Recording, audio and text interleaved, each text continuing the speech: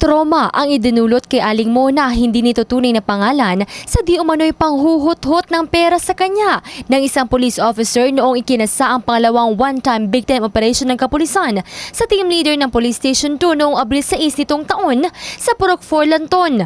Positibong kinilala ng reklamante ang police officer na si PO1 Jovi Silosa.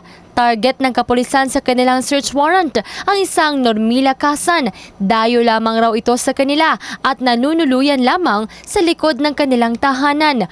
Ngunit ang bahay ni Mona ang subject ng implementasyon ng search warrant. Wala doon noong panahong iyon ang target ng kapulisan.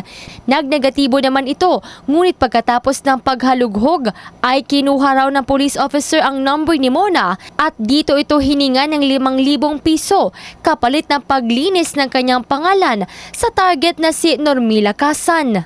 Ang gusto niya nga ako'y mag-contact dito sa katong ilang subject para nga mga pangayo ko kwarta, ihatag na ko para sa iya ha. Kay kuno, dapat ko magpasalamat kay wala daw kuno kunya gidamay.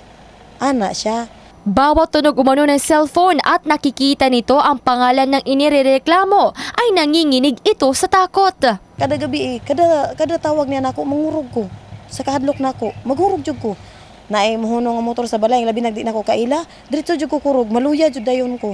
Humingi naman ng tulong ang reklamante sa RSIDT 12 at noong nakaraang linggo lamang ay isinagawa nila ang entrapment operation at nahuli isang Rafi na di umano'y inutusan raw ng police officer na si Silosa para kunin ang pera sa reklamante.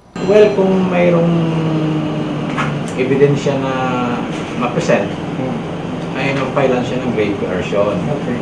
And then, yan si criminal niya. At saka makapailan siguro din siya na administratibo na kaso.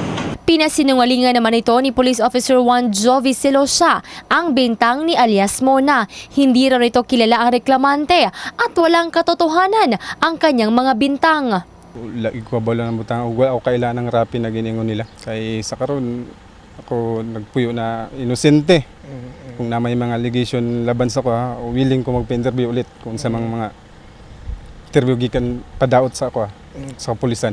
Hindi konektado at wala rin itong alam sa habal-habal driver na si Rafi na nahuli ng RSIDT 12. Rights man niya o karapatan niya na para mabuo ng kwento na yung ginaistorya. Desidido naman ang reklamanteng si Mona na kasuhan ng pulis. Ay papailan gid ako kaso. Pailan gid ako kaso si Silosa. No choice ko, mo counter na lang yun ko. Ano mga butanga.